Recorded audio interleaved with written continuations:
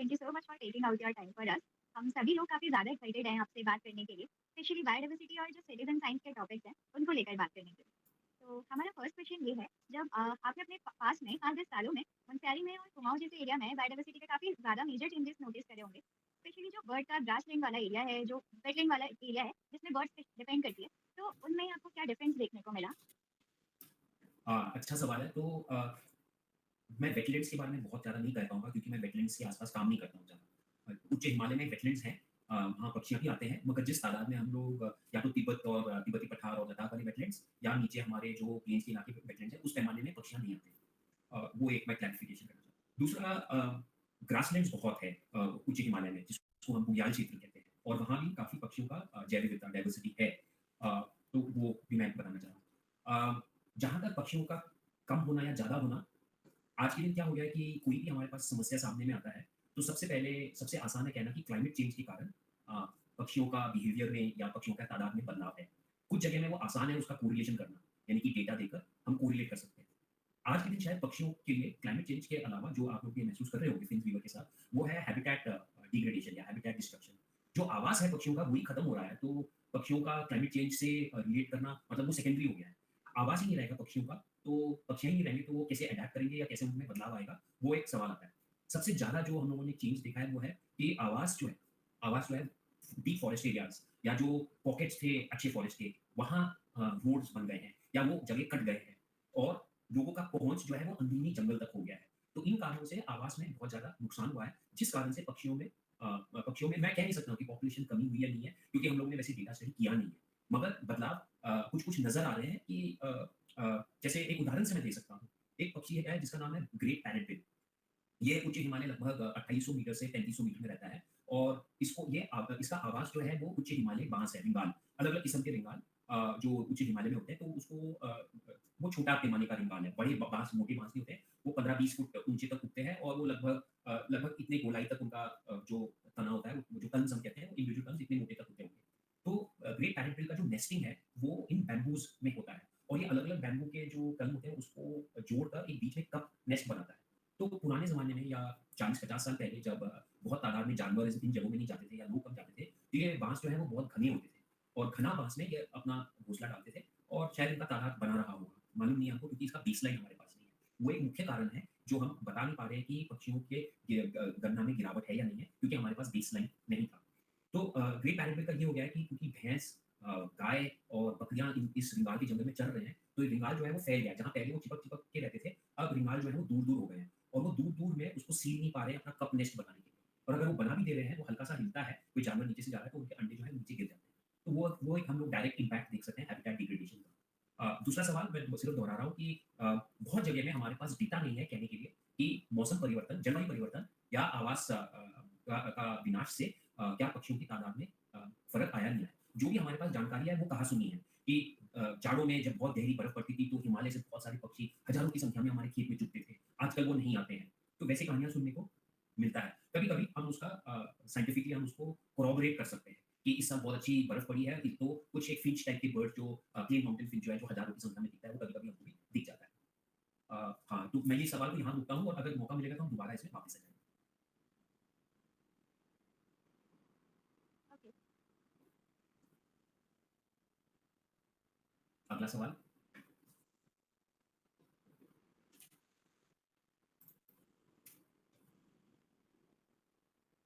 तो जैसे ना आपने मॉनसून ब्यूटी कराया है इतने बार और उसके साथ-साथ आप बहुत सारी ऑब्जर्वेशंस भी करते हैं आईनेट पे। तो मतलब हम लोग और हमारी कम्युनिटी, हमारे स्कूल के लोग मतलब किस तरीके से ऑब्जर्वेशन करें कि वो साइंटिफिक रूप से भी यूज़ में आए? तो कुछ मेन पॉइंट्स की हमें वो ज़रूरी है अपनी ऑब्जर्वेशन में डालना।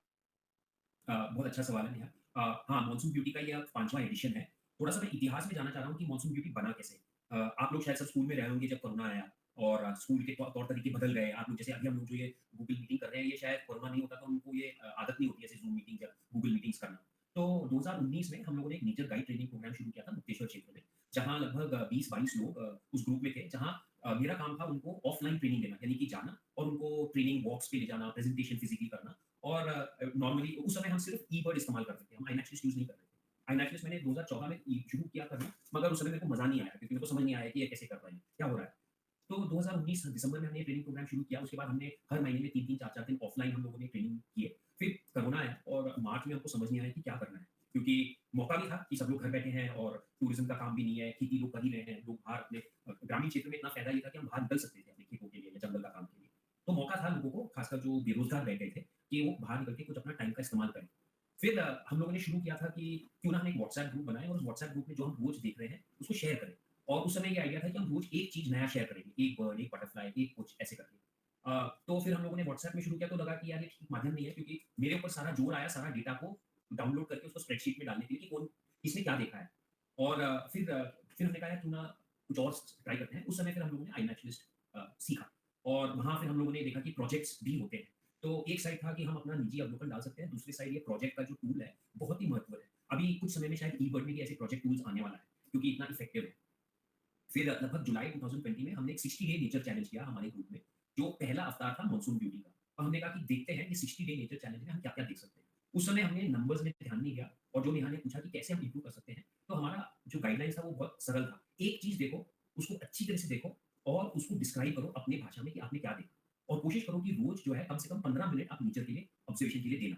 तो वो 60 डे नेचर चैलेंज में हमारा एक आइडिया बदल गया कि हम नेचर अलग-अलग जगह में रहकर कैसे ऑब्जर्व कर सकते हैं और कैसे शेयर कर सकते हैं एक-दूसरे से। क्योंकि सब लोग प्रोजेक्ट में जाके एक दूसरे का काम देख सकते हैं और मेरा ये काम था कि फलाने ने कुछ अच्छा देखा तो उसको व्हाट्सएप पे डाल देते, कोई इसने ये देखा है, फिर कोई कह रहा है मैंने तो ये देखा, तो थोड़ा बहुत कंपटीशन थोड़ा सा मैंने देखा तो मतलब आप जानते हो खासकर युवा लोगों में इंस्टाग्राम टिकटॉक के जमाने में हर एक इंसान को लाइक पसंद है। तो उस समय हमको ये लाइक्स का जो भाषा था खासकर मेरे को समझ नहीं था और फिर भी हम लोग इसमें घुसे। फिर 2020 सितंबर में एक बिग बटरफ्लाई मंथ करके आया, जो आज भारत का शायद एक सबसे पहले सबसे बड़ा सामुदायिक आधारित एक बायोडायवर्सिटी प्रोग्राम है, जहाँ लोगों ने कहा कि यार 1 महीने सिर्फ आप बटरफ्लाई देखो, बस।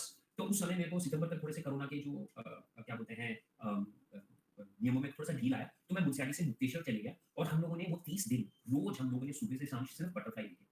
सिर्फ और मतलब और चीज़ भी हमने देखे, मगर इतना हम लोग ने बटरफ्लाई पे फ़ोकस किया कि हम लोगों को बहुत मज़ा आया। अभी भी कुछ लोग हैं जो उस 1 महीने में उन्होंने 700-800 अवलोकन कर रखे हैं बटरफ्लाइज़ के और वो कहते हैं कि यार वो उसने हमारा ज़िंदगी बदल दिया, नेचर देखने का रवैया बदल दिया, क्योंकि रोज़ हम नए जगह में कोई कहता है अरे फलानी जगह में हमने एक पर्पल एम्परर बटरफ्लाई देखा, बहुत दुर्लभ है। वो पाकिस्तान का राष्ट्रीय बटरफ्लाई भी है। तो वो हम लोग को उन्होंने कहा वहाँ, तो हम वहाँ दौड़ के गए। फिर किसी ने कहा हमने एक ओक लीफ कहीं देखा तो वहाँ दौड़ के गए। तो ग्रुप के माध्यम से एक तो हमारा ग्रुप जो है दोबारा एक साथ आ पाया। हम लोग 8-9 लोग रह गए थे तब तक, बाकी लोग छूट गए। तो हम 8-9 लोगों ने 10 लोगों ने बहुत 1 मंथ बड़े मेहनत से एन्जॉय भी किया और बहुत कुछ सीखा भी।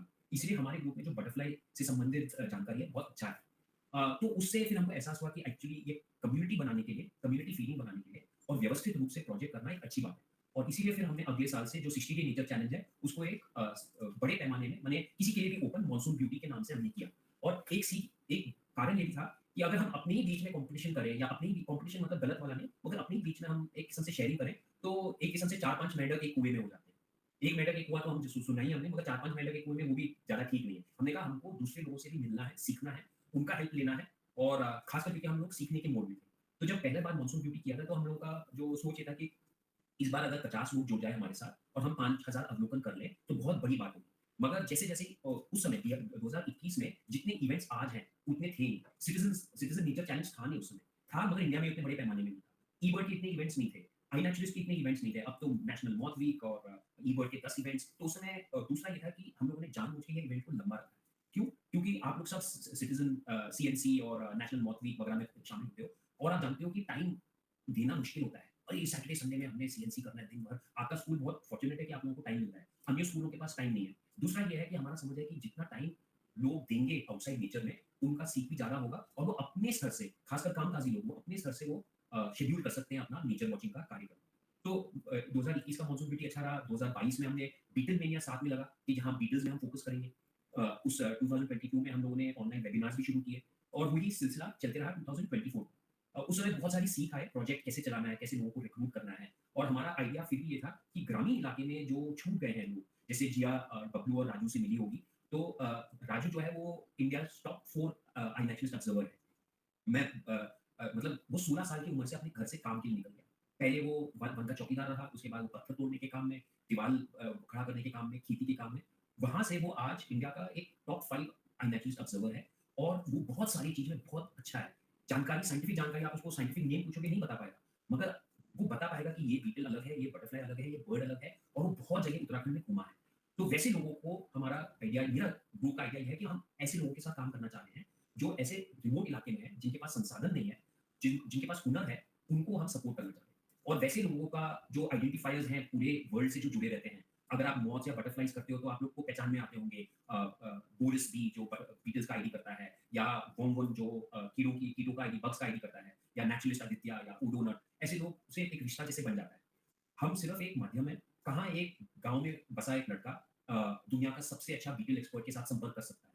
वो सिर्फ iNaturalist माध्यम हमको दे पाता है। कोई और ई-बर्ड में नहीं होता ऐसे, मॉथ्स ऑफ इंडिया में बुराई नहीं कर रहा हूँ किसी का, मैं सिर्फ कह रहा हूँ जो हमारा नेटवर्क है लोगों का, वैसे एक्सपर्ट्स के साथ जहाँ डायरेक्टली बातचीत हो सकता है, वो iNaturalist कर पाया है। तो इसीलिए हम लोग चाहते हैं कि वो रिश्ते जो हैं, सिटीज़न न नहीं, कम्युनिटी जो है, उस पर हम ध्यान दें। तो वो कम्युनिटी के हिस्से आप भी हैं, राजू भी है, बोरिस भी है और मुकेश भी है। तो कम्युनिटी को स्ट्रेंथन करने के लिए हम लोगों ने सोचा कि यार मॉनसून ब्यूटी के साथ हम अलग-अलग एक्टिविटीज़ भी करेंगे। दूसरा ये है कि नेचर के साथ जुड़ाव सिर्फ अवलोकन करने से नहीं होता है। हर एक इंसान का अलग नज़रिया है कि वो नेचर से कैसे रिलेट कर सकता है।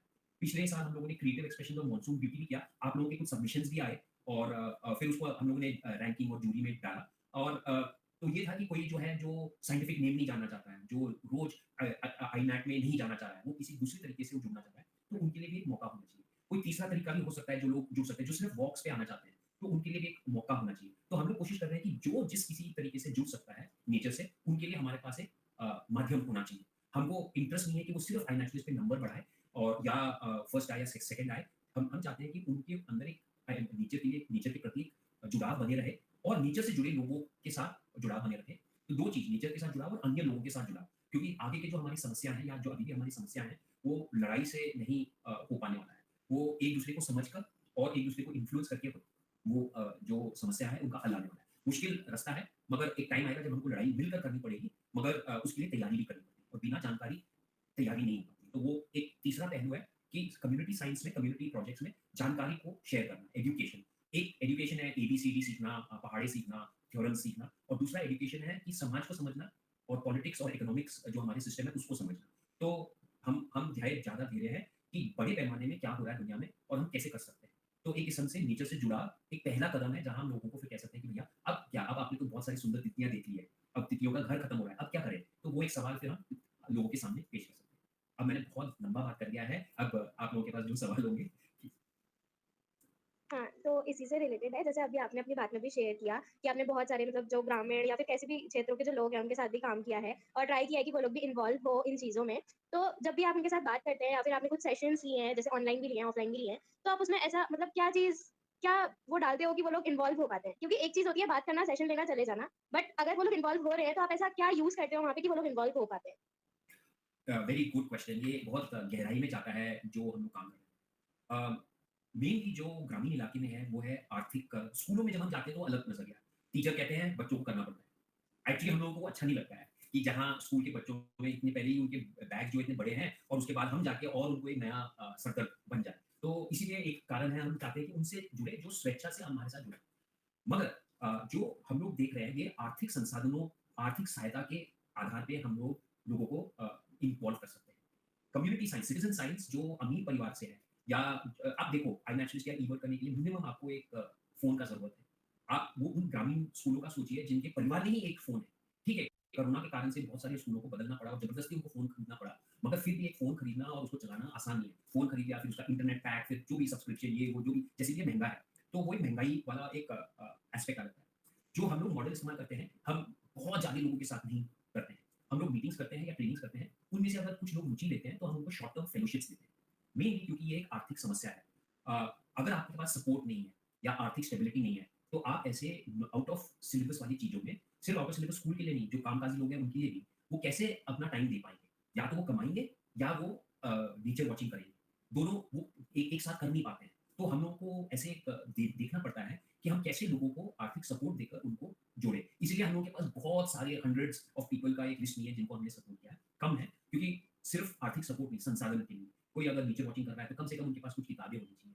उनके पास टाइम होना चाहिए या फैसिलिटी होना चाहिए घूमने के लिए। अगर सिर्फ आपको कहा गया कि आप सिर्फ नानकमत्ता में ही आप घूमोगे पूरी ज़िंदगी भर, तो कैसे लगेगा? मतलब थोड़ा घुटन जैसे होगा। तो हम चाहते हैं कि हमारे लोग जो हैं दूर भी जाएँ, मसूरी जाएँ कभी देवलसारी जाएँ या मुक्तेश्वर जाएँ या ट्रैक पे चले जाएँ, तो वो थोड़े संसाधन।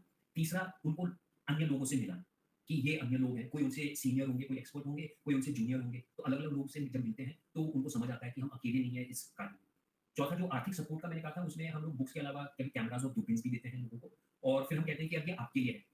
आप जानते हो कैमरा, दूरबीन खरीदना आसान नहीं होता है। तो ग्रामीण क्षेत्र में जो हम लोग अंग्रेज़ी में शब्द यूज़ करते हैं डिप्रेस्ड परिवार, यानी कि जो गरीब परिवार से आते हैं, वो उनको अगर संसाधन मिल जाए, तो वो फिर बहुत आगे बढ़ सकते हैं, और वो हम मॉडल देख रहे हैं कि वो सक्सेसफुल है। और पूरे दुनिया में जो सक्सेसफुल एजुकेशन मॉडल्स वो हैं, जहाँ स्टूडेंट्स को सपोर्ट मिलता है स्कूल में आने के लिए। इसलिए भारत में भी ये इसका एक अंडरस्टैंडिंग है, इसलिए मिड डे मील, ताकि गरीब परिवार के लोगों को एहसास हो कि कम से कम मेरे बच्चे अगर स्कूल जाए तो उनको एक टाइम का खाना जो है, पौष्टिक खाना मिलेगा। उसके आधार पे वो स्कूल आते हैं, फिर थोड़ा बहुत सीखते हैं। तो आर्थिक समस्या जो है वो एक जड़ है शिक्षण का। अगर हम आर्थिक समस्या को हल कर सकते हैं, तो हमारा शिक्षण जो है वो ऑटोमैटिकली सिक्योर हो जाएगा। और आर्थिक टेंशन ना हो, खासकर कामकाजी लोगों में। अरे! मैं कैसे नेचर वॉचिंग करूँ? मेरे को तो ये बैल हल चलाना है, या मेरे को लकड़ी काटनी है, मेरे को पत्थर कहाँ मिलेगा टाइम? दिन भर 9 द 10 घंटा ड्यूटी देकर कैसे मन आएगा कि मैं नेचर वॉचिंग करूँ? तो इसीलिए हम आर्थिक सपोर्ट देते हैं, ताकि कुछ लोग जो है, वो उभर के आ सकते हैं। हमारे पास पैसे कम हैं, तो हम कम लोगों के पास पहुँच पा रहे हैं। पैसे ज़्यादा होंगे, तो हम ज़्यादा लोगों के पास पहुँच रहे हैं। मगर मैं सिर्फ़ एक चीज़ कहना चाह रहा हूँ, हम स्कूल सिस्टम में जुड़ना नहीं चाह रहे हैं, क्योंकि बहुत लोग हैं जो स्कूल सिस्टम में बहुत अच्छा काम कर रहे हैं। हम उन लोगों के साथ काम कर रहे हैं जो स्कूल से छूट गए हैं।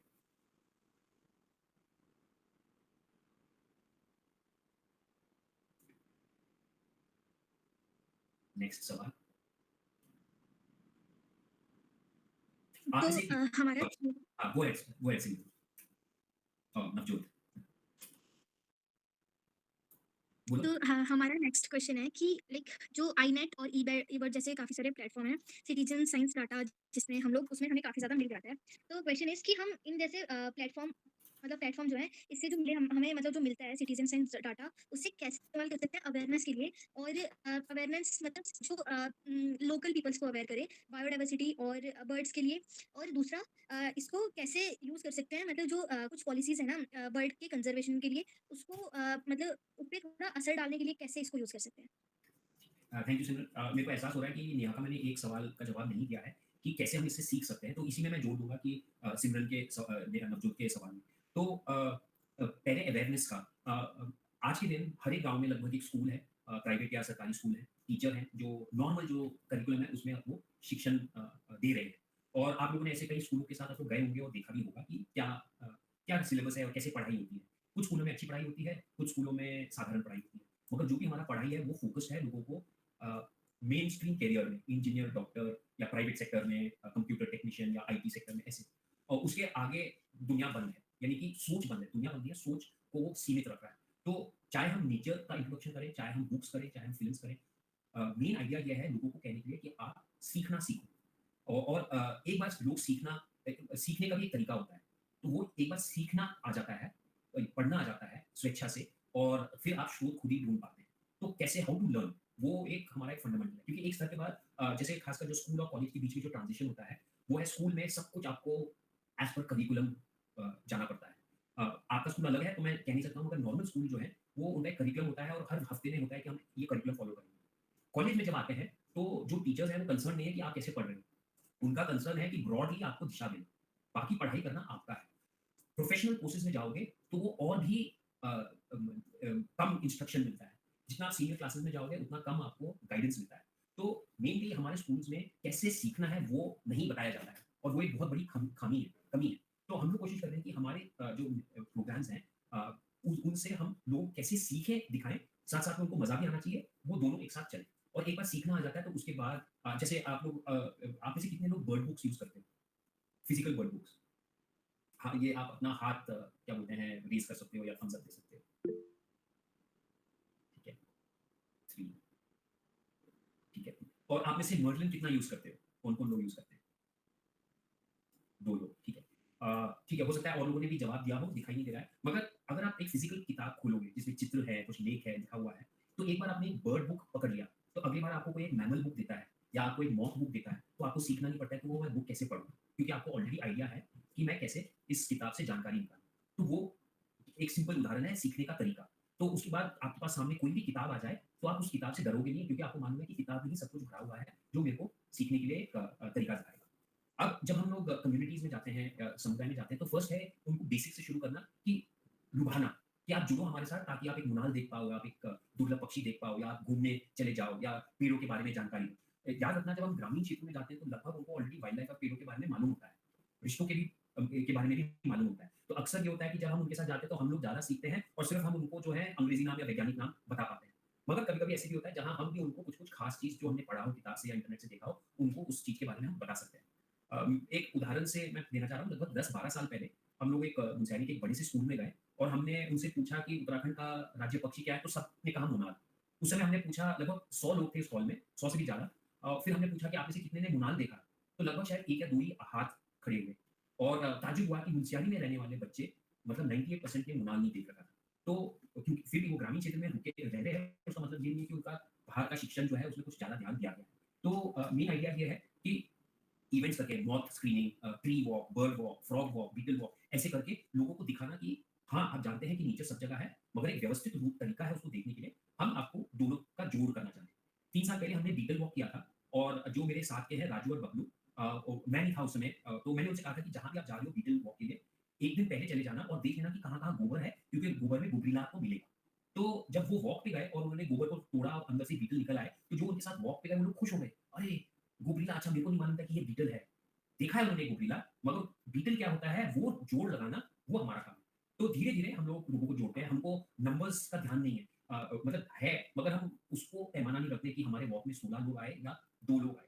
हम कहते हैं कि 2 लोग आए तो ज़्यादा अच्छा है क्योंकि उनको टाइम ज़्यादा मिलता है। 16 लोग आते हैं तो ज़्यादा टाइम तो व्यवस्था में ही चले जाता है। तो इसीलिए एक-एक इंसान हमारे साथ जुड़े, हम हर एक को इक्वली रिस्पेक्ट करते हैं, चाहे वो ऑनलाइन जुड़े, चाहे वो ऑफलाइन जुड़े। वो पहला कदम है। एक बार वो जुड़ जाते हैं, फिर उसके बाद हमारा काम है उनको अलग-अलग संसाधन लिंक्स इंटरनेट पे लिंक्स या ग्रुप में शामिल करना या आगे के इवेंट्स में शामिल करना और उनका इंटरेस्ट बनाए रखना।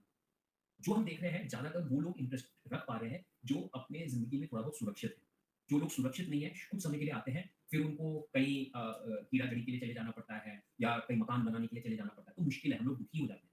इसलिए आजकल हम लोग स्कूल्स में भी काम कर रहे हैं। क्या बोलते हैं, मुकेश जानता है, हम लोग एनएसआई के साथ मिलकर स्कूल प्रोग्राम्स कर रहे हैं और उसके अलावा भी हम लोग स्कूल्स में जाकर उनके साथ अलग-अलग नेचर एक्टिविटीज़ कर रहे हैं क्योंकि वो फंडामेंटल एजुकेशन में आ जाता है कि स्कूल नहीं दे पा रहा है, वो हम थोड़ा बहुत कवर कर पाएँ। तो ई-बर्ड के कुछ दिवस होते हैं या आई नेशनल्स के कुछ दिवस होते हैं, तो उन दिनों में हम जाके स्कूल और कॉलेजेस को कहते हैं कि हम आएँगे, हम आपके साथ कुछ कार्यक्रम करेंगे और थोड़ा उनको मज़ा आए, क्योंकि बच्चों को अगर मज़ा आता है, तो वो एक जो इंसिडेंट है, वो ज़िंदगी भर उनके साथ रहता है। तो एक चीज़ वो सीख जाए वो एक दिन में, वो हम उसको हमें बहुत अच्छा सक्सेस मानेंगे। लास्ट है डेटा के बारे में। एट प्रेज़ेंट मॉनसून ब्यूटी का मैं उदाहरण देता हूँ, हमारे पास लगभग 3 लाख रिकॉर्ड हैं। हम उस डेटा के साथ क्या करें हम नहीं जानते। हमको ज़रूरत है सीरियस साइंटिस्ट जो डेटा को देखे और डेटा से कुछ जानकारी निकाले। क्योंकि हमारा डेटा कलेक्शन अनऑर्गनाइज़्ड है, कोई फ़ोकस नहीं है।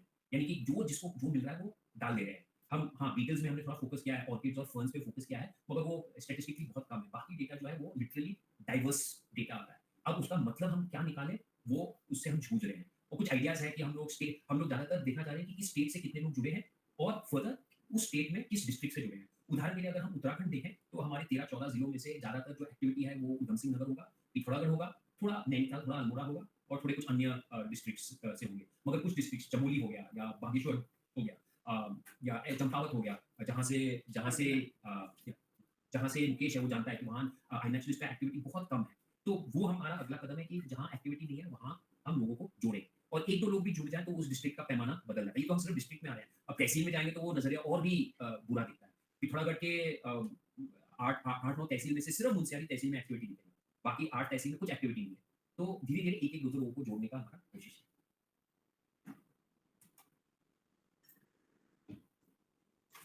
अब सारे सवाल के जवाब आ गए इस बार? तो नेक्स्ट क्वेश्चन है इसी से रिलेटेड है जो अभी पूछा क्वेश्चन। तो जैसे हमें पता है काफ़ी सारी जो स्पीशीज़ हैं वो इंडेंजर्ड हो रही हैं। तो क्वेश्चन नेक्स्ट ये है कि जो हमारे पास जो प्लेटफ़ॉर्म जिसके बारे में अभी हमने बात की, लाइक आईनेट और ईबर्ड जैसे, इनको मतलब कैसे यूज़ किया जा सकता है जो डिक्लाइन स्पीशीज़ हैं उनको ट्रैक करने में?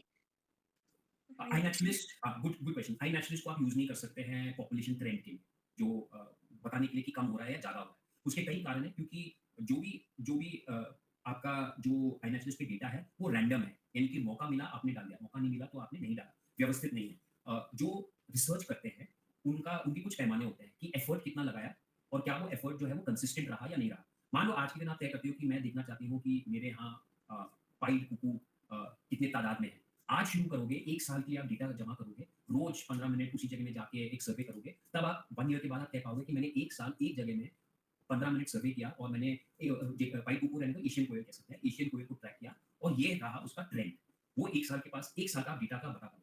आई नेचुरलिस्ट में आप ये कर नहीं सकते हो, क्योंकि रैंडम डेटा आ रहा है वहाँ पर। बहुत सारा डेटा आएगा, बहुत समय तक, तब आप ये बता सकते हो। प्रेज़ेंस एब्सेंस आप बता सकते हो। हाँ, मेरे यहाँ एशियन कोयल है, नहीं मेरे यहाँ एशियन कोयल नहीं है। वो एक हो सकता है। दूसरा ये है कोई दुर्लभ प्रजाति है, उसका प्रेज़ेंस एब्सेंस का एक थोड़ा बहुत रेंज आपको पता लग सकता है। और वो एंडेंजर्ड इसलिए भी है क्योंकि लोग उसको कम देखते हैं और कम दिखता है तो उसका रिपोर्टिंग भी कम होगी। ई-बर्ड थोड़े बहुत इसमें व्यवस्थित है क्योंकि ई-बर्ड में टाइम का हिसाब रहता है कि कितना टाइम आपने लगाया अपने अवलोकन करने में। तो ई-बर्ड का डेटा जो है वो रिसर्च के लिए ज़्यादा उपयोगी है क्योंकि उसमें जो एफर्ट कैटेगरी है वो जुड़ा हुआ है और उसमें बहुत स्पेसिफिक है। हमने 2 घंटा सर्वे नानकमत्ता झील में किया और हमको जो भी कोई एक दुर्लभ पक्षी हमको मिला। फिर आप नानकमत्ता का एक आप मैप निकाल के वहाँ का डेटा निकाल सकते हो और आप फिर वो उसको सीज़नली उसको आप प्लॉट कर सकते हो देखने के लिए। वो iNaturalist पे आप कर नहीं सकते, मतलब आसान नहीं है करना क्योंकि डेटा रैंडम है। तो मगर iNaturalist का फ़ायदा ये है कि उसमें रैंडम डेटा में आपको दुर्लभ जीवों का जानकारी प्रेज़ेंस एब्सेंस मिल जाता है। तो एक बार मिल गया तो फिर उस जगह में आप जाके उसको फ़ोकस कर सकते हैं कि यार इस जगह में एक दुर्लभ फ्रॉग मिला है, क्यों ना इस जगह का एक सर्वे किया जाए। आप सीज़नली सर्वे कर सकते हो, आप एनुअली सर्वे कर सकते हो, वगैरह-वगैरह। आप में से कितने लोगों ने मौत वीक में पार्टिसिपेट किया? क्या आप लोगों ने इस साल मौत स्क्रीनिंग किया? नहीं। पिछले साल किया आप लोगों ने मौत स्क्रीनिंग? ठीक है। तो पिछले साल जब आप हाँ, लोगों ने हाँ, बोलो, सॉरी बोलो। स्कूल में तो नहीं कर पाए थे हम कलेक्टिव क्योंकि इलेक्शंस वगैरह का जो सीज़न था वो पूरा, तो अच्छा, ठीक है, ऐसे ही वो ठीक है, सेफ नहीं हो पा रहा था बच्चों को स्कूल में रुकना बट कुछ बच्चों ने इंडिविजुअल अपने घरों पे ज़रूर की है। ठीक है। तो वो एक अच्छा उदाहरण है। तो मान लो आप लोगों ने पिछले साल मेरे को मालूम है कि स्कूल में आप लोगों ने मौत स्क्रीनिंग किया। वो एक फर्स्ट टाइम था। सबने मौत्स देखे, फ़ोटोग्राफ लिया, iNaturalist पे अपलोड किया। क्या वो डेटा को किसी ने एक स्प्रेडशीट पे डाला कि कितने हमने मौत्स देखे? किस प्रजाति के देखे, कितनी जनसंख्या संख्या देखी उस मौत की? शायद नहीं। तो वहाँ एक फ़र्क आता है एजुकेशन, इंट्रोडक्शन और साइंस डेटा साइंस में। जो बहुत सीरियस मौत साइंटिस्ट्स हैं, वो हर एक मौत का गिनती करते हैं और एक वो स्प्रेडशीट में डाल देते हैं। तो जब भी वो एक मौत स्क्रीन करते हैं, वो एक उनका एक स्प्रेडशीट बन जाता है और उस स्प्रेडशीट में उनका एंट्री होता है। और एक है जो मैं भी उसमें शामिल हूँ, जहाँ मौत स्क्रीन करते हैं सिर्फ देखने के लिए कि हमारे पास क्या मौत आ रहे हैं और क्या हम इनको आईडी कर सकते हैं, नहीं कर सकते हैं। तो वहाँ फ़र्क आ जाता है जब आप पॉपुलेशन स्टडीज़ और ट्रेंड्स के बारे में आप कह पाओगे या नहीं कह पाओगे। तो मेनली उसका रिकॉर्डिंग जो है वो इम्पोर्टेंट रहता है। एक सिस्टमैटिक रिकॉर्डिंग आप रखोगे तब भविष्य में जाके आप उसके ट्रेंड्स के बारे में कह पाओगे। आप लोगों ने फिन्स वीवर के बारे में बताया और मुकेश ने भी बताया कि इस साल कम आया है। तो आपके पास कितने साल का डेटा है फिन्स वीवर का? एक्चुअली इस साल फिन्स है ही नहीं। 0 अभी तक फिन्स, ठीक है। हमने सर्वे किया है 0 हमारे पास पिछले 3 साल का डाटा है, जो अभी तक हमने किया। सो ठीक है, पिछले 2 सालों में हमने ट्रेंड बढ़ता हुआ देखा था। नंबर ऑफ जो इंडिविजुअल्स थे वो बढ़ते हुए देखे थे। सबसे पहले साल जब 2023 में मैं गया था, उस बार मैंने देखे थे अराउंड 16 इंडिविजुअल। ठीक पिछले साल जब हम गए थे, पिछले साल हमने देखे थे 22 इंडिविजुअल और उनके नेस्ट। बट इस साल का डाटा जो है अभी तक का, चाहे वो मेरा हो या बाकी बर्डर्स जो गए हैं या जो बायोडायवर्सिटी बोर्ड वाले वहाँ पे मॉनिटरिंग करते हैं, इट्स 0 टिल नाउ। ठीक है। तो सवाल ये उठता है कि क्या कारण आपको लगता है कि इस साल वो नहीं आए? जिया, तुम गई हो साइट पे, तुम बताओ तुम्हें क्या लगा? हाँ, तो अभी इस बार जब हम वहाँ पे गए तो मैं लास्ट टाइम गई थी और मैंने लास्ट टाइम को अभी के टाइम से कंपेयर करा। जो वहाँ का वेटलैंड का एरिया है, वो जो डैम है वहाँ का, वो एकदम डैम की कंडीशन में ही नहीं लग रहा है क्योंकि डैम के अंदर ट्रैक्टर्स चल रहे हैं, एक बड़ी-सी रोड टाइप की बन रखी है और वहाँ पे गन्ने की खेती करी जा रही है। तो बहुत सारे ऐसे एग्रीकल्चर वाली साइड भी वहाँ पर आ गई है और हमें इस बार एक भी फेंस नहीं दिखी। खासकर हमें उनके थोड़े-थोड़े घोंसले टाइप के दिखे थे जो कि थोड़ा-सा दूर के एरिया पे थे। तो ये एक अच्छा केस स्टडी आप लोगों के पास सामने है। इसमें आप लोग कुछ हिस्टोरिकल टूल्स ले सकते हो, जैसे गूगल से मैप उठा सकते हो और उस वेटलैंड का आप मैपिंग कर सकते हो कि 1970 क्योंकि गूगल में आपके पास 1970 172 से आपको मैप मिल जाएगा। तो उसका एक आप प्लॉटिंग कर सकते हो, एक केएमएल फाइल बना के और आप देख सकते हो कि उस वेटलैंड का ट्रेंड क्या है। दूसरा ये है कि ये आपको याद रखना है कि जो ईबर्ड का डेटा है वो बहुत रिसेंट है। शायद 2002-2004 से वो डेटा होगा।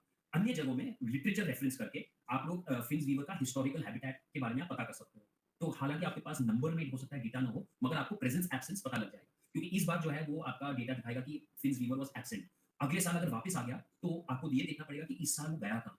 हो सकता है उसका एक वैकल्पिक अल्टरनेट नेस्टिंग साइट हो। तो क्या वो अल्टरनेट नेस्टिंग साइट भी सेफ है या नॉट सेफ है? तीसरा जो आपने बताया कि अब बहुत बदलाव देख रहे हो, तो वो बदलाव को आपको साबित करना पड़ेगा कि हुआ है, वेटलैंड इतना बड़ा था, अब वो जो वेटलैंड है वो उसको गन्ने की खेती के लिए या डेवलपमेंट के लिए साइड लगा दिया गया है। तो जो फिन्स वीवर का हैबिटेट है वो खत्म किया जा रहा है। तो सबूत आपको इतिहास में जाकर वहाँ से लाना पड़ेगा। इसीलिए वही हम डेटा के बारे में बात कर रहे हैं, तो हिस्टोरिकल डेटा है, मगर आई नेचुरलिस्ट और ई-वर्ल्ड में नहीं रहेगा। वो किताबों में रहेगा और कुछ जो साइंटिस्ट ने कुछ किया होगा, रिसर्च आप करोगे, बिब्लियोग्राफी या रेफरेंसिंग करोगे तो आपको पता लग जाएगा कि किन्होंने किया है और उनके साथ आप फॉलो अप कर सकते हैं कि क्या आपने सर्वे किया, क्या आपके सर्वे के रिकॉर्ड्स हैं। अब ई-वर्ल्ड में एक नया आया है कि जिनके पास पुराने रिकॉर्ड्स हैं, वो अपनी डायरी दे रहे हैं ई-वर्ल्ड को कि वो डेटा अपलोड हो जाए। तो अब धीरे-धीरे जैसे सालिम अली के जो रिकॉर्ड्स हैं वो अब ई-वर्ल्ड में आ गए हैं। तो पुराने-पुराने 100 साल पुराने हमारे पास ई-वर्ल्ड में अब रिकॉर्ड आ रहा है। मगर सारा नहीं आएगा। कुछ लोग खत्म हो गए हैं, वो कहाँ से देंगे? उनको उनका परमिशन कहाँ से मिलेगा? उनके ओरिजिनल नोट्स है या नहीं हमको नहीं मालूम। तो इसलिए रेफरेंस करना ज़रूरी है, जो शायद आप लोगों ने ऑलरेडी किया है। और गूगल मैप अच्छा है इस मामले में। उसका एक खोलकर एक केएमएल फाइल बना दिया या बाउंड्रीज़ डाल दिया और उसका एक हिस्टोरिकल 1972 में कैसे दिखता है, 1975 में कैसे दिखता है, वो आपको वेटलैंड का जो है वो प्रकार आपको श्रिंकिंग या जो भी है दिखाई देगा। तो आप कह सकते हो कि ये बदलाव आया है। मैं देख रहा था अभी ईबर्ड में फिन्स रिवर का। ईबर्ड में सिर्फ 538 अवलोकन है फिन्स रिवर का। उसका आजकल ही कुछ एक आर्टिकल आया था जहाँ वेस्ट बंगाल में भी इसका एक पॉपुलेशन है, वेस्ट बंगाल या असम। तो ज़रूर आप लोग ये कर सकते हो कि जो आज के दिन चाहे वो नॉर्थ ईस्ट में हो या नेपाल में हो, उनसे संपर्क करना और पूछना कि वो फिन्स रिवर के बारे में क्या जानते हैं।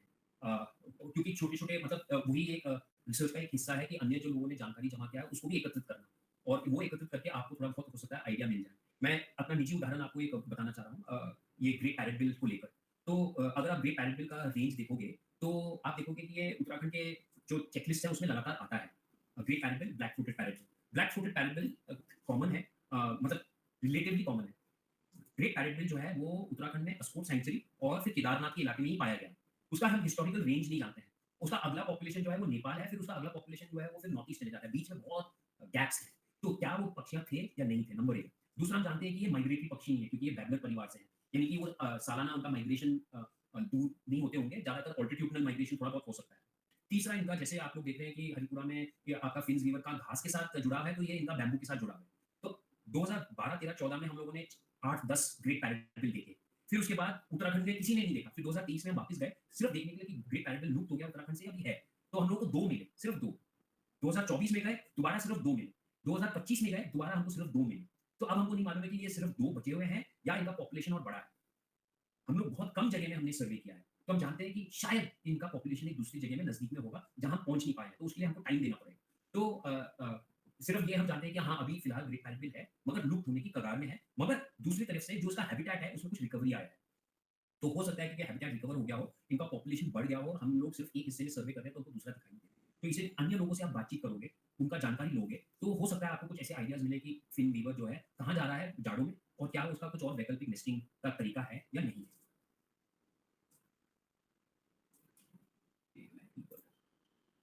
Fins Weaver.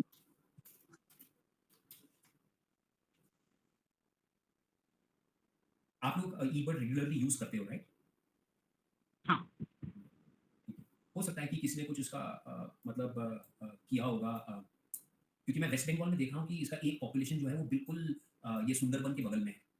तो क्या उनका वो विंटरिंग ग्राउंड वो है? ऊपर से हिमालय की तलहटी से लेकर वो साउथ आते हैं। क्योंकि अगर वो सुंदरबंस में घुस गए तो वहाँ हालाँकि बहुत बर्डिंग होता है वहाँ, मगर कोई भरोसा नहीं है। मैं शेयर करूँ अपना स्क्रीन आपको दिखाने के लिए? दिख रहा है आपको? ये फिन्स वीवर का मैप है नॉर्थ ईस्ट का। आप देख सकते हो कि यहाँ ये हाँ। सुंदरबन से ऊपर में एक लोकेशन है और ये हमारा उत्तराखंड का लोकेशन है और नेपाल का लोकेशन है। तो शुक्ला फांडा में होगा मुकेश, ऐसे लग रहा है? मैं ये नेचुरलिस्ट पे बिल्कुल एक्चुअली वही है कि ज़्यादातर एफर्ट के ऊपर है कि दिखेगा या नहीं दिखेगा। तो अगर हम भी जानते हैं, जैसे मैं वो उदाहरण दे रहा था ग्रेट पैरेट बिल का, 600 स्क्वायर किलोमीटर्स में हमने 10-12 स्क्वायर किलोमीटर्स का ही सर्वे किया है। तो बिल्कुल हो सकता है कि आपका ये मैं अननेचुरलिस्ट पे फिन्स वीवर का देख रहा हूँ और इसका लिस्ट अगर मैं करूँ, तो मई 2025 में किसी ने इसको असम में देखा है और फिर जुलाई 22 में ये तो नैनीताल आ गया, ठीक है? और ये नेपाल का आ गया है ऑगस्ट 23। तो 25 में किसी एक ने रिपोर्ट किया है, मगर मैं यही दिखाना चाह रहा था कि ये अगर हम फिन्स का आईनेचुरलिस्ट भी देखें, तो ये बहुत अच्छा इसका रेंज नहीं पता लग रहा है, मगर उतना कंसिस्टेंट नहीं है इसका डेटा। एनीवे, ठीक है। ठीक है, और कुछ सवाल? हाँ, तो नेक्स्ट क्वेश्चन ये है कि कुछ मतलब हमारे लोकल की या फिर आपके लोकल की कम्युनिटी की कुछ मतलब ऐसी सक्सेस स्टोरीज जो कि हेल्प करी हो प्रोटेक्ट करने में बर्ड्स की स्पीसीज हैबिटेट या फिर उनकी पॉपुलेशन को रिवाइव करने में बढ़ाने में? एक लोकल सक्सेस स्टोरी तो हमारा गाँव है सरमोली, जो हम 2004 में हम लोगों ने बर्ड्स को लेकर हम लोगों ने एक टूरिज़्म प्रोग्राम स्टार्ट किया था। शायद आप लोग जानते होंगे सरमोली जो गाँव है वो एक मॉडल टूरिज़्म विलेज है। 2004 और उत्तराखंड में एक वन पंचायत का एक प्रथा रहा है, सन 1920 के आस-पास से। तो सरमोली गाँव जो है वो बाज़ार से लगा हुआ है और आजकल उसको बाज़ार में नगर पालिका में नगर पंचायत में जबरन डाल दिया गया है। तो अब सरमोली गाँव जो है वो लीगली नहीं रहा। मगर हमारे पास एक वन पंचायत रहा है सन शायद 48 से सरमोली के पास एक वन पंचायत रहा है, लगभग 33 हेक्टेयर्स का।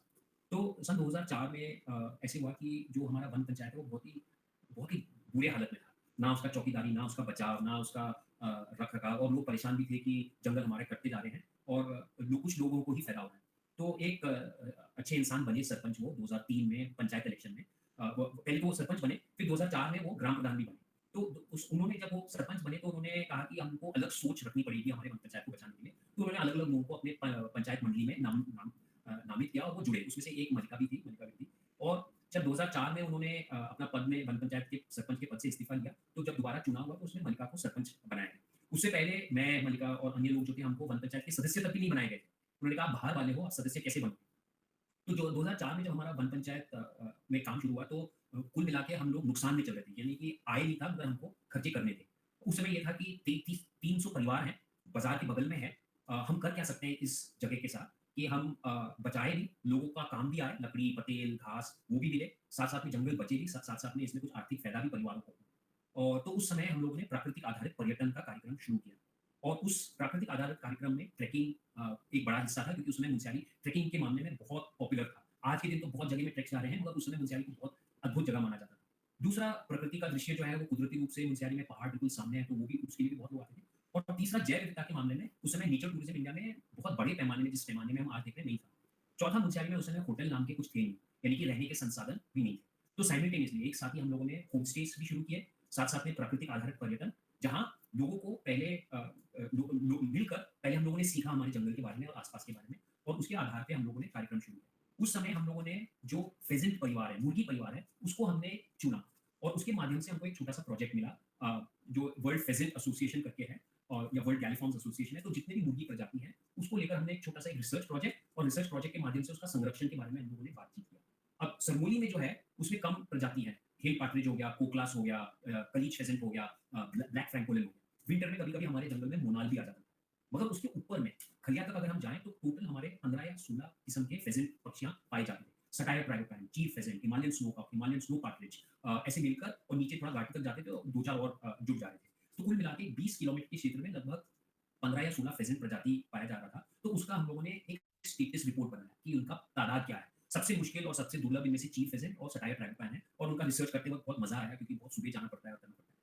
उस रिसर्च के माध्यम से फिर हम लोगों ने उसको लेकर हम लोगों ने टूरिज्म में उसको शामिल किया। बर्ड वॉचिंग, फेजेंट रिसर्च को ही हमने टूरिज्म के रूप में पेश किया कि आप अगर हमारे साथ आएँगे तो आप इस दुर्लभ पक्षी के रिसर्च में आप जुड़ सकते हैं। उस समय हम लोगों ने स्कूल्स के साथ कुछ आउट ऑफ स्कूल प्रोग्राम्स भी किए जहाँ दूर-दूर से बच्चे स्वेच्छा से वो एक उस कार्यक्रम में आए और धीरे-धीरे वो मिला-जुला आया। एक रिसर्च भी हुआ, टूरिज्म भी शुरू हुआ, हमारे जो गाइड्स हैं उनको भी ट्रेनिंग मिलने लगा बर्डिंग में और नेचर वॉचिंग में, साथ-साथ में हमारे होम स्टे फैसिलिटीज़ भी बढ़ी। और धीरे-धीरे करके हम लोगों ने 2007 से हम लोगों ने एक नेसर फेस्टिवल शुरू किया जहाँ हम लोगों ने कुंभ को पुनर्जीवित किया श्रमदान के माध्यम से। मेन इसमें ध्येय ये था कि समुदाय फर्स्ट, यानी कि जो भी हमारा काम है वो समुदाय को फ़ायदा होना चाहिए। टूरिस्ट बाद में, टूरिस्ट आएँगे तो समुदाय को आर्थिक फ़ायदा होगा, वो ज़रूरी है, मगर मेनली ये था कि हमको हमारे जंगल को बचाने के लिए हमारे पास एक कारण होना चाहिए। हमारे पानी के स्रोत सूख गए थे। ये हम 20-25 साल पहले की बात कर रहे हैं। 28 साल पहले के हमारे पानी के स्रोत सूख गए हैं। उस सूखने को लेकर हम लोगों ने कुंभ, नेसर कुंभ को पुनर्जीवित किया। तो वो पुनर्जीवित होने के साथ-साथ फिर उसके आस-पास हम लोगों ने एक नेसर कुंभ का मतलब एक क्योंकि उस समय गाँव श्रमदान से कर रहा था, फिर वन विभाग ने हमको सहायता किया। तो जिस दिन श्रमदान खत्म हुआ, बहुत लंबे समय के बाद मतलब पूरे 6-8 महीने काम करने के बाद, लास्ट डे पे एक पार्टी जैसे हुआ, गाँव का पार्टी। फिर लोगों ने कहा, "अरे! ये तो बहुत अच्छी बात है, अगले साल भी हम ऐसे करेंगे।" तो वही चीज़ जो है वो नेसर कौतिक बन गया, जहाँ गाँव अपने कारणों से मिल रहा है और अपनी खुशी काम भी कर रहा है और खुशी भी जता रहा है। और वो नेसर कौतिक आज के दिन बढ़कर नेसर कौतिक प्लस हिमल कला सूत्र एक tourism event, nature based tourism event हो गया है और जंगल बचा हुआ है, मगर समस्या ये है कि सरकारी नियम बदल रहे हैं और समुदाय को हर कदम पे लड़ना पड़ रहा है। पहले तो वन पंचायतों को ही बहुत नुकसान पहुँचाया गया क्योंकि उनका नियम बदल-बदल के उनको गाँव के मालिकाना से हटा के उसको सरकार के मालिकाना में डाल दिया, वन विभाग के मालिकाना में। एक वो समस्या हो गया। दूसरा ये हो गया कि सरमोली को तो नगर पंचायत में डाल दिया, तो अब हम लोग हमारे वन पंचायत के अस्तित्व के बारे में मालूम नहीं है। तो ये सक्सेस स्टोरी भी है, बहुत सारे इसमें पॉलिटिक्स भी जुड़ा हुआ है, जहाँ हर समय लोगों ने कहा कि ये हम इसको सक्सेस होने नहीं देंगे। कल-परसों ही न्यूज़ आया है कि सरमोली को मॉडल गाँव के रूप में डेवलप किया जाएगा और इसीलिए क्योंकि वहाँ का समुदाय जो है, वो मिल-जुल कर काम कर रहा है। अभी भी वन पंचायत का बचाव, वन पंचायत में श्रमदान, वन पंचायत में जो नेसर कौतिक में मुकेश और जिया शायद गए थे इस बार। वो इसका इतिहास बहुत सिंपल रहा, बिना संसाधन का जुड़कर समुदाय ने इसको खड़ा किया है। दूसरा अगर आप लोग जानना चाहते हो तो एक सक्सेस स्टोरी शायद देवलसाड़ी का भी आप लोग देख सकते हो। वहाँ एक पक्षी विशेष को ना लेकर वहाँ एक टूरिज़्म का एक मॉडल बना है, एजुकेशन का एक मॉडल बना है, जहाँ वो रिसर्चर्स को आमंत्रित करते हैं। वहाँ एक संसाधन है जहाँ लोग जाके अपना एक साथ रहकर वो अपना काम कर सकते हैं और विभिन्न प्रकार का बायोडायवर्सिटी रिसर्च वहाँ किया जा रहा है। तो वो 2 मॉडल तो मैं उत्तराखंड से आपको दे सकता हूँ और और भी होंगे, मैं मेरे को अभी तुरंत याद नहीं आ रहे। सिर्फ जोड़ने के लिए सन 2023 में सरमोली को बेस्ट रूरल टूरिज्म विलेज का गोल्ड मेडल मिला मिनिस्ट्री ऑफ टूरिज्म से। तो नेक्स्ट क्वेश्चन इज़ कि आपके पॉइंट ऑफ व्यू से जो ट्रेडिशनल इकोलॉजी नॉलेज है वो मतलब किस टाइप से इम्पोर्टेंट है हमारे हैबिटाट्स मतलब जो बर्ड्स के हैबिटाट हैं, इंसेक्ट के हैबिटाट हैं, स्पीशीज़ हैं, उनको कंज़र्व करने के लिए? मेन मेन चीज़ ये है कि रिश्तों के बारे में है। संरक्षण तब हो पाएगा अगर लोग अपने प्रकृति पर्यावरण से उनका एक रिश्ता बना रहे हैं। 20 साल पहले मुनस्यारी हंटिंग का एक हब हुआ करता था। कस्तूरी मस्ट डियर का बहुत ज़्यादा हंटिंग हुआ करता था। वो किसी लॉ के कारण से नहीं बदला, वो किसी प्यार से नहीं बदला। कीड़ा-गड़ी बन आ गया, उत्पन्न हो गया, तो लोगों का मस्ट डियर का हंटिंग कम हो गया।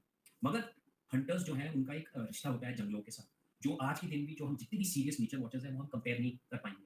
उनका नज़र नज़र जो है बहुत तेज़ है। उनको जीवों का हैबिटेट के बारे में बहुत कुछ मालूम है, कहाँ किस टाइम पे कहाँ वो जीव मिलेगा। तो लोगों का रिश्ता रहा है, जो नदी में मछली पकड़ते हैं, वो जानते हैं कि किस जगह नदी में वो उनको मछली मिलेगा और किस सीज़न में मिलेगा और किस सीज़न में वो जाना नहीं चाहते हैं। 1995 में एक बहुत बड़ा बाढ़ आया गौरी गंगा नदी में, जिसमें से जो वहाँ में पाई जाने वाला जो ऑटर जीव है वो खत्म हो गया। उससे पहले बहुत ज़्यादा डॉक्यूमेंटेशन नहीं था ऑटर के बारे में। जो भी हमको मिला था वो सिर्फ़ स्थानीय लोगों से जानकारी मिली कि पनौर पनौर के नाम से वो जानते थे और वो उनको मालूम ये था क्योंकि वो उनके जालों में जो रात को जाल रखते थे, ये जाल काट के उसमें से मछली निकाल के खा लेते थे। तो उन्होंने देखा भी था क्योंकि मछुआरे जो हैं वो नदी में बहुत समय बिताते हैं। 1995 के बाद लगभग 10-12 साल लगा वो ऑटर को वापस आने के लिए और लोकल लोगों ने जानकारी दी फर्स्ट कि इस जगह में उस ऑटर का जो है बीट पाया गया। तो हम लोगों ने पूछा कि कैसे आप जानते हो? उन्होंने कहा, "हम कैसे नहीं जानते, ये तो हम बचपन से इस जीव को जानते हैं। बचपन से हम इसको देख रहे हैं।" एक और उदाहरण मैं देना हिस्ट्री में जाओगे और देखोगे कि उत्तराखंड में स्नो लेपर्ड कब से है।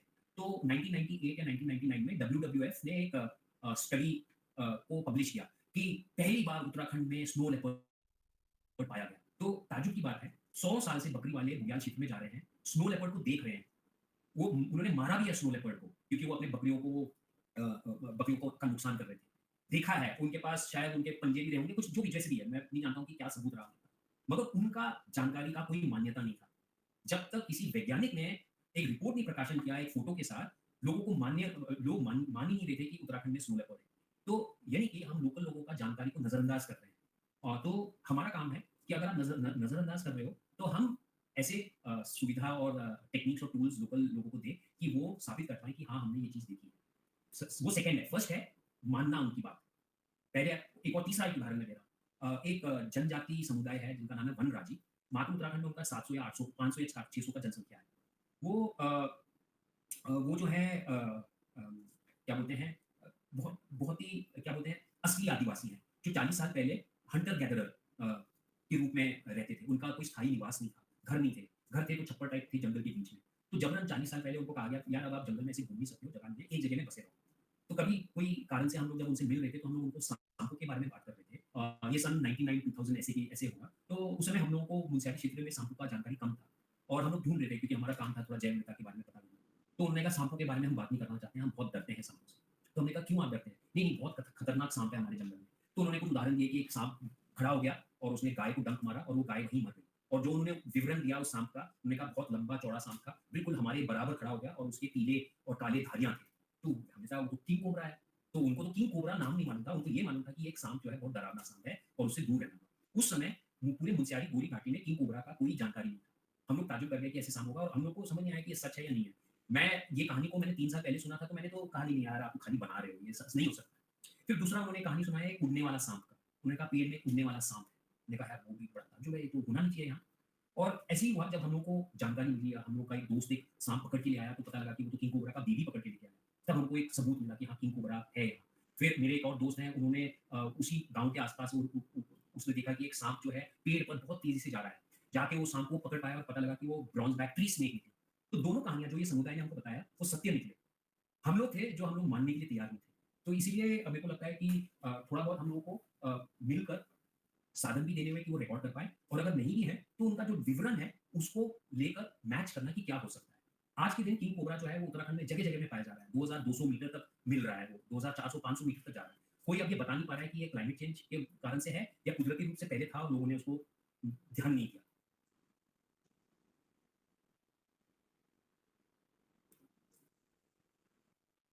मैं एक चीज़ और जोड़ना चाह रहा हूँ इसमें, हम लोग कुछ समुदाय के साथ मिलकर एक सोशियो इकोलॉजिकल सर्वे करते हैं समुदाय के साथ। जैसे हम जलवायु परिवर्तन का कह रहे हैं, तो हमारा जो मौसम का जानकारी जो है वो बहुत ही अजीब है। या तो वो साल अगर बर्फ़ को लेकर हम कहें, तो लोग कहेंगे या तो इस साल इतनी बर्फ़ पड़ी है, कभी इतनी पहले बार इ इ इससे पहले इतनी बर्फ़ नहीं पड़ी है, या वो कहेंगे इतना सूखा पड़ा है कि कभी इससे पहले इतना सूखा नहीं पड़ा। तो हर साल हमारा जो मौसम का जो जानकारी है हमारे दिमाग में, वो बदलते रहता है। तो हम लोग समुदाय के साथ मिलकर हम इसके बारे में हम बातचीत करना चाह रहे हैं, और समय-समय पे क्या हुआ, उसको लेकर हम मेमोरी को वो हम बढ़ाना चाह रहे हैं। तो हम एक socio ecological participative socio socio ecological program कुछ गाँव में हम कोशिश कर रहे हैं।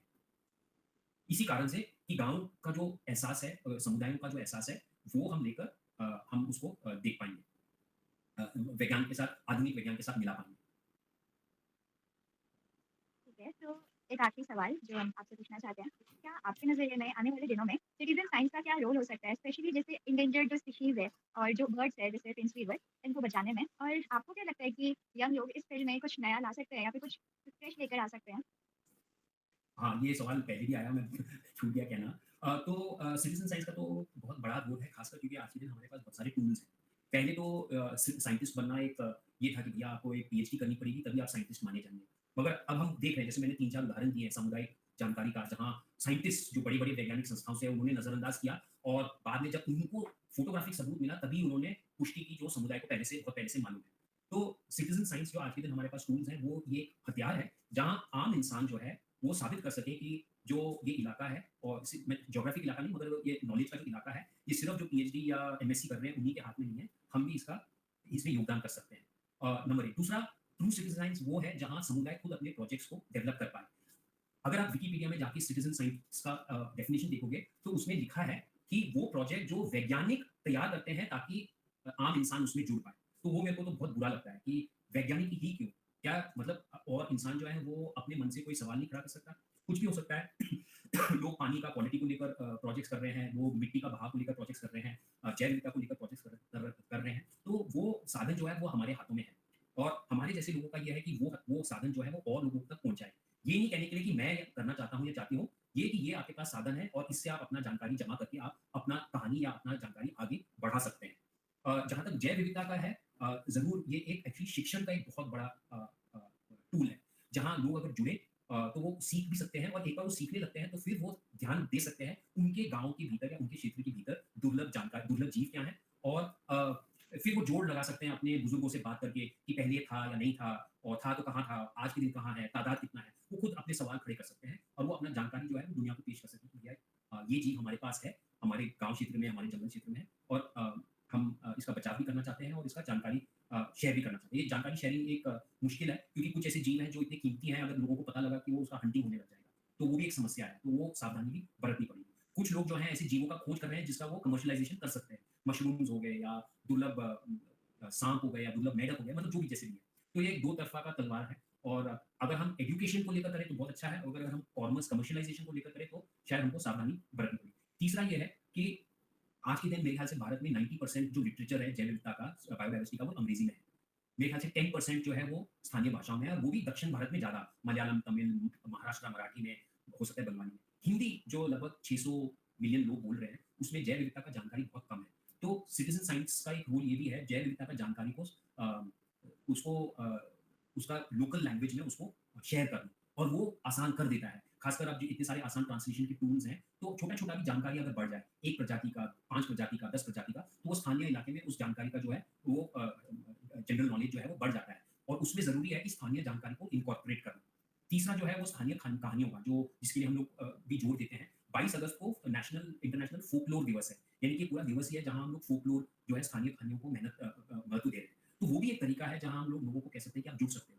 ज़रूरी नहीं कि वो एक स्नो लेपर्ड का एक फ़ोटो ले, उस स्नो लेपर्ड का एक कहानी हो, या एक ऑटर का एक कहानी हो, या आपके वहाँ कोई ख़ास जीव है उसका कुछ पुराना कहानी हो, या कविता हो, तो वो सामने अगर लाएँ तो उसी में थोड़ा विज्ञान भी जुड़ा हुआ होगा। कहानियाँ जो हैं वो कुछ ऑब्ज़र्वेशन पर आधारित है, और वो ऑब्ज़र्वेशन हम उस कहानी से उसका एक निष्कर्ष निकाल सकते हैं। ओके, तो अब यहीं पे हम अपना इंटरव्यू एंड करते हैं। मतलब थैंक यू सो मच, आपने अपना लगभग 1 एंड हाफ आवर हमें दिया, और फॉर श्योर हम ट्राई करेंगे कि हम बहुत सारी चीज़ें इसमें से अपने साथ लेके चलें और अपने आप को बेटर बनाएँ बहुत सारे फील्ड्स पे। तो थैंक यू सो मच, और हमें सच में बहुत मज़ा आया, और मेरे को सच में ऐसा लगता है कि हम सब लोग कुछ ना कुछ सीख के ही जा रहे होंगे यहाँ से। Thank you. मेरे को भी अच्छा लगा आप लोगों से बात करके। Wish you the very best आपके प्रोजेक्ट में। और हम लोग हमारा जो मानसून ब्यूटी है उसमें भी अभी 4 हफ्ते और बचे हैं और हम लोग कुछ अलग-अलग टॉक्स कर रहे हैं। तो उसमें जुड़ोगे तो आप और लोगों से भी सीख पाओगे। हमारा अगला टॉक सैटरडे को है जहाँ एक मछली का विशेषज्ञ जो है वो मछलियों के बारे में बात करेगा। और हम अलग तरीके से हम लोग टेक्निकल टॉक्स नहीं करना चाह रहे हैं। तो इसलिए हम लोग अलग-अलग विषय लोगों को दे रहे हैं कि वो बताएँ। तो आप लोग जुड़ोगे तो अच्छा रहेगा। आप लोगों को क्योंकि खासकर नानापत्ता में बहुत सारे अलग-अलग तालाब की मछली है, नदी की मछली है, तो नज़दीकी से आप उनको समझ पाओगे, देख पाओगे। और भी इवेंट्स में अब मैं शेयर करते रहूँगा, ठीक है? Thank you very much and again